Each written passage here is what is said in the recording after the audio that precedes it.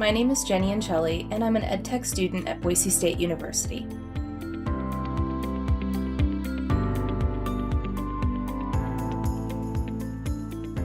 I've created this video to showcase some of my work over the last few years and how it demonstrates my mastery of the AECT standards.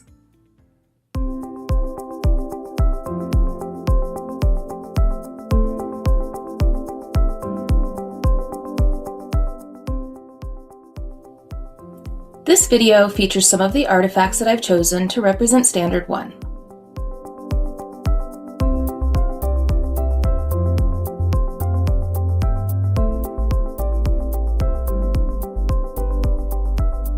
In EdTech 506, I created this Spanish prepositions website tutorial.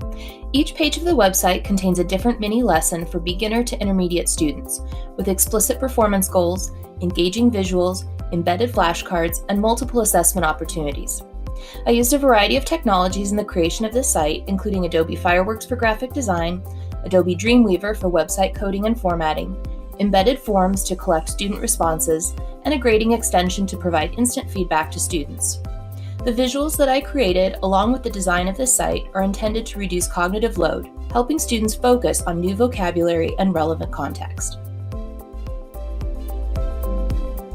This is a web quest that I created in EdTech 502 for second-year Spanish students to use after reading the Mexican legend of the volcanoes. They browse a variety of links to learn more about the legend's historical, geographical, and cultural context. As a culminating activity, students work in groups to design a travel brochure for visitors to the volcanoes. Students especially enjoy creating comic strips to retell the legend, which challenges them to summarize and use their language skills, as well as their tech skills, to make a polished final product.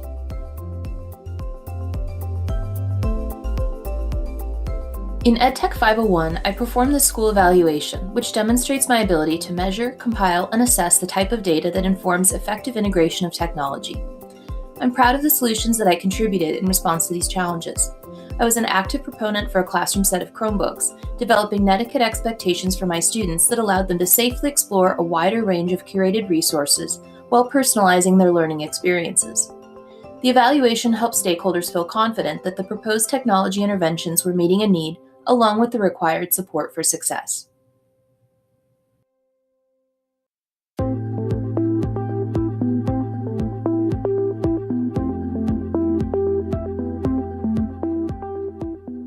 This video showcases some of my favorite artifacts tied to Standard 2.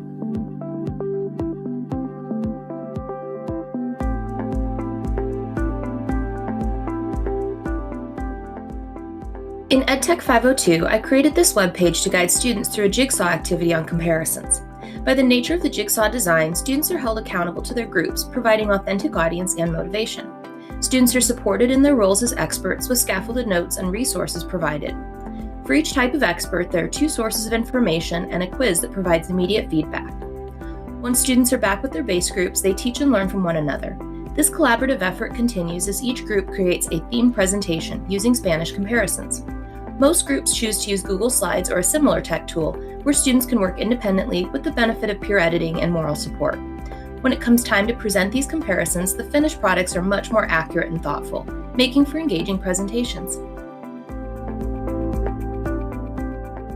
In EdTech 541, I designed this multimedia interactive presentation on how to succeed in Spanish class, with the goal of offering a flexible, learner-centered alternative to direct instruction. Rather than lecturing students about what to expect in Spanish class, this presentation is linked on my teacher website for self-paced, anytime, anywhere access. Students are given class time to work their way through the goal setting and informational slides, but they can and do revisit the presentation as needed. Students who are absent or just want a refresher, as well as their parents, can all view the slides. This widens and reinforces the influence of a student-supportive learning community. To build community in my Spanish for Spanish speakers class, I designed this activity in EdTech 541, allowing students to get to know their classmates in a low-risk but meaningful way.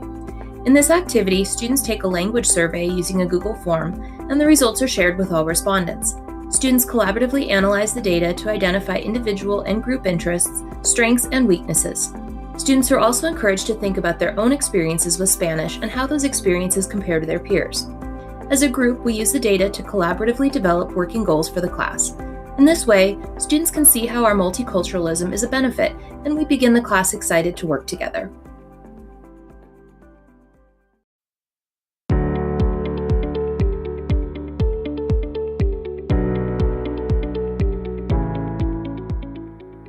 This video covers a selection of artifacts aligned with Standard 3.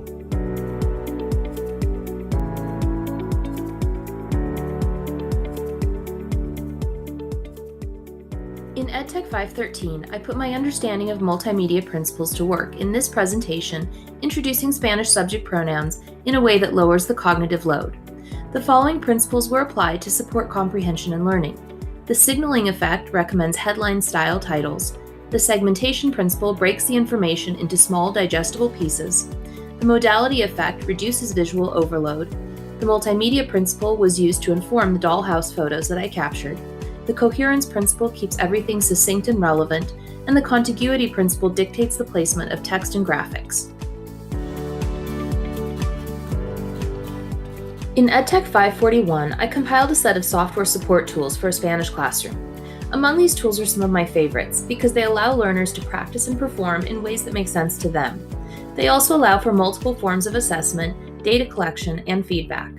As a teacher, I love seeing the learning process just as much as the final outcome, and technology allows me greater involvement in formative assessments than ever before. For example, Quizlet allows me to check in on my students' practice sessions.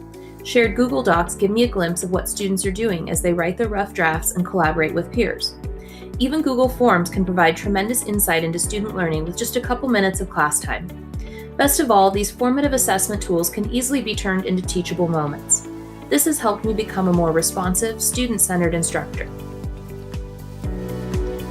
In EdTech 501, I was interested to learn about digital inequalities and shocked to discover that my own state of Idaho ranks very low on several indicators. My voice thread, Digital Inequality and Infrastructure, represents my understanding of an issue and an opportunity that faced my school at the time. I'm happy to say that, looking back on my work for this project, several of my proposals did get implemented thanks to the hard work of many forward-thinking educators. I would like to think that I was a valuable part of the discussion as we move to unblock school Wi-Fi, connect low-income families with resources, implement BYOD policies, and fund mobile labs and classroom devices.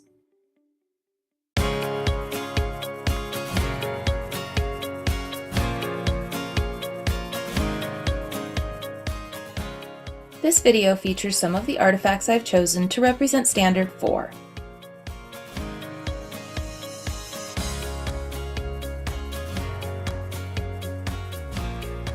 In EdTech 503, I created this unit on how to get the best results from online translators. The website's activities show respect for diverse learners, with a number of supports to help users process and practice new information. Embedded flashcards provide foundational knowledge and can be used in a variety of ways. Students also read, view videos, and interpret graphics to take in information. When students are asked to create output, there are many supports to assist them, such as templates, examples, tutorial videos, and other linked resources. Clear expectations and an easy-to-use, media-rich website allow diverse learners to satisfy their curiosity and produce high-quality work.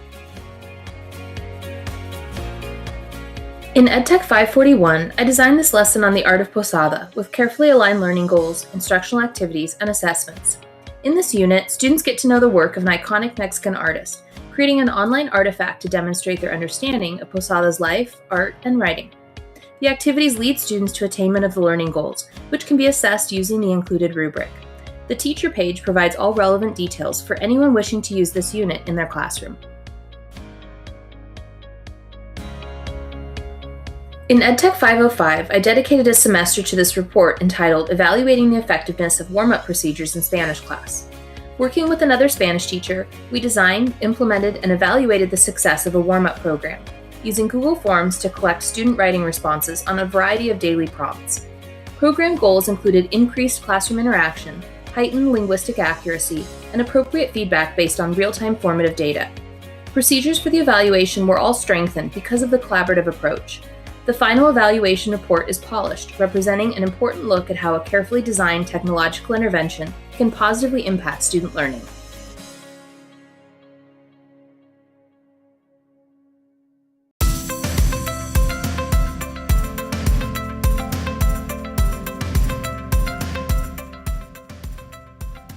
This video covers a selection of artifacts aligned with Standard 5.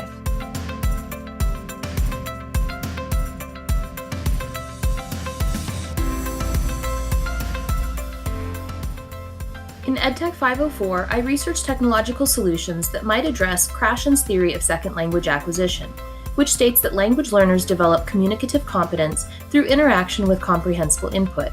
My Learning Theories paper explores blended language learning through the lens of Krashen's theory. I considered research from a number of fields, concluding that blended language learning can uniquely be used to create an environment where all students are empowered to develop their communicative competence. I recommend that face-to-face language classes integrate technology to connect students with a blend of resources, support systems, and authentic activities.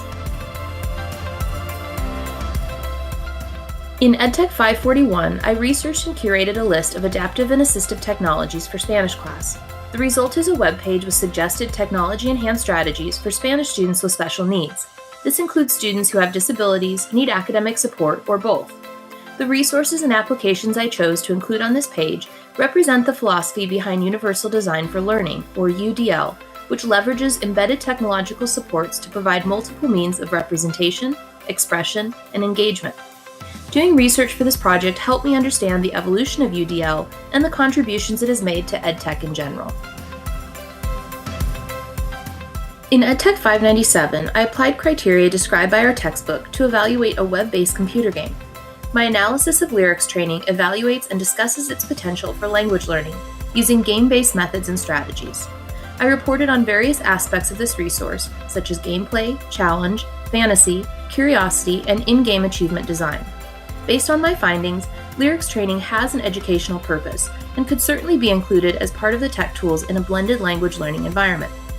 When educators thoroughly evaluate potential resources, students can be matched to appropriate activities and support systems, enhancing their learning and performance.